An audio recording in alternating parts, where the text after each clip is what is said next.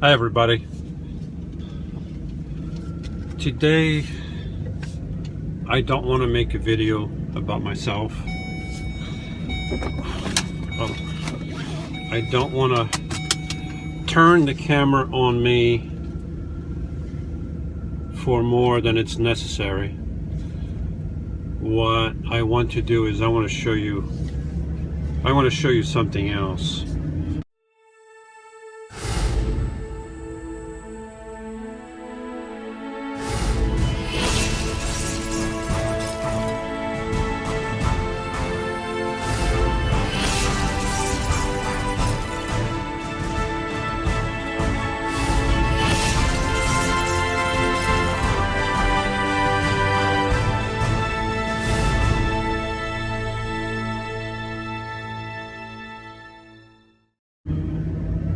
I met this fella, his name is John, and I met him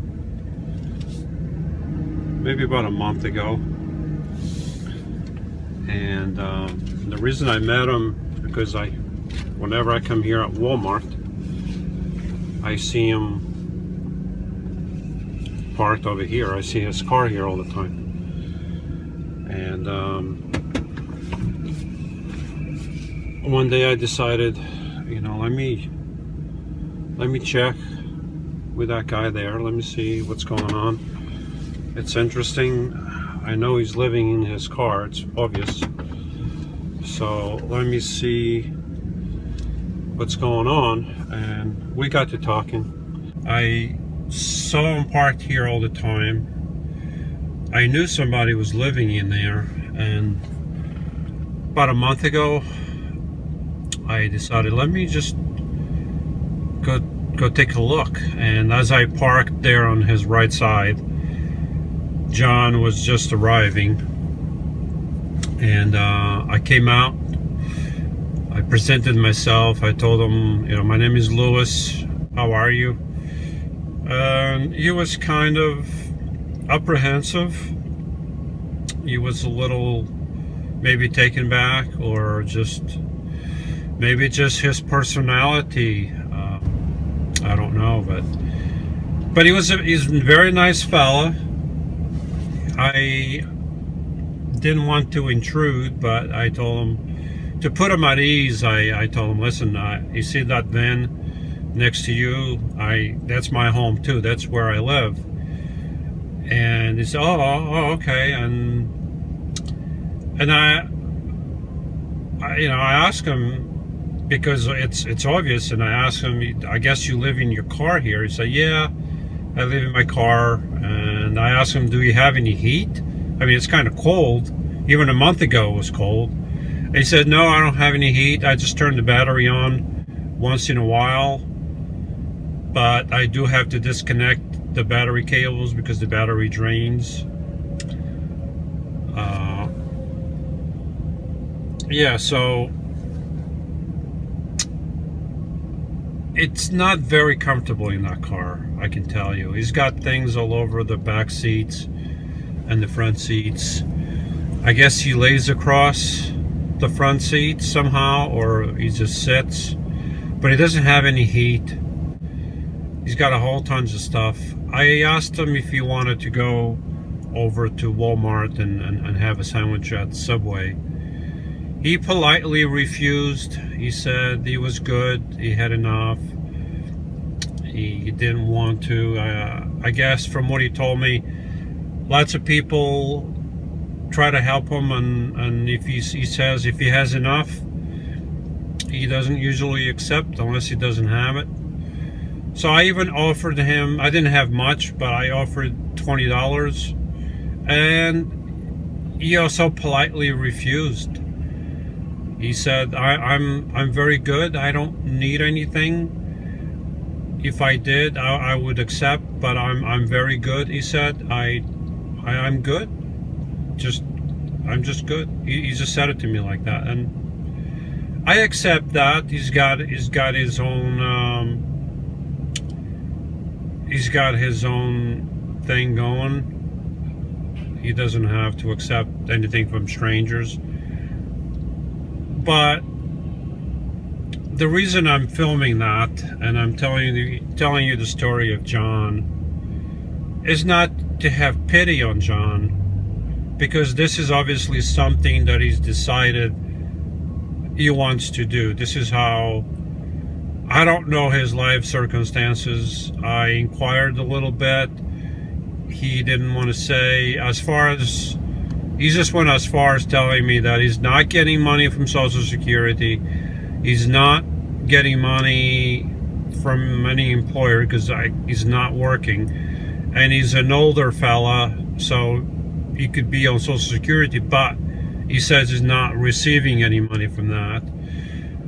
So I guess he lives on the generosity of strangers, and that's what he kind of hinted, that he was getting sustenance and a way of making a living from the help of strangers. But he didn't accept my offer for dinner, and he didn't accept my $20. Now it could be because in his mind I'm a total stranger, and he doesn't feel comfortable with me. That's fine. Maybe if I can buy a couple more times, maybe he would feel more comfortable and accept my help a little bit. But that's fine. I mean, that's his prerogative to decline. I did notice his demeanor a little bit. I noticed a little bit of his personality. I'm not a psychiatrist. I'm not a psychologist, but I did notice that maybe he does have a little bit of some issues going on in his life, right? Some personal issues. Just from his answers, just from the way he was behaving a little bit. I also said, you can take a look at my van, look at my setup, because one of the main reasons I stopped to talk to him was to say, hey, look, maybe if you can afford something bigger, something like a van, something like what I have, maybe you can make it into a nice cozy home, and you'll be much more comfortable than in that car. But when I offered for him to go and take a look at my van, he politely refused it. He said, oh no, that's okay, I'm okay, I'm good. So when he said that,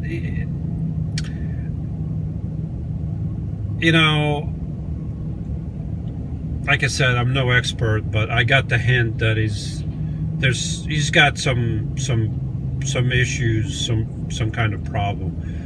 But here's the thing. There's a man, for whatever reason, for whatever life's constraints, life's ups and downs, he ended up living in a car. Now I ended up living in a van. And I'm not looking down on him at all. Just because I live in something that's a little bigger, all I did was try to maybe help him a little bit. But there's a man living in that car, and basically everything he owns is in that car, and he doesn't have hardly any room to stretch. He doesn't have heat in that car, except when he turns the heat on from the car, from the engine. And that's not all the time. Like now I can see that he doesn't have the engine running, and that's got to be tough. So if you are out there watching this and you live in a van like mine or bigger, and you think you're having a rough time, you think you're having it tough, your life is hard because you don't have a lot of room to move around, and you don't have a bathroom, and you don't have all those things. How blessed are we that we have room enough to have a bed and fully stretched in our vans, that we have enough room to move around and store things and be comfortable with heat, whatever heat we decide to have. And there's a man that hardly has anything. I know it could be worse. It could be without a car. It could be sleeping under a bridge. It could be sleeping in a tent. I don't know, but that's what he has. He doesn't have much. I'm sure he's cold in that car. And here I am, blessed to have my van where I can stretch fully in my bed. I have a way to cook. I have cabinets. I have a pantry. I have electricity. I have from the solar panel on the batteries. I have a heater that's connected to my fuel tank. I have a propane heater. I can stay as warm as I like or as cold as I want to. And I am blessed. And those of us living in vans and with the ability to afford one and the ability to afford a few things that makes us comfortable, including heat, we should feel blessed because we have something, even though it's very little.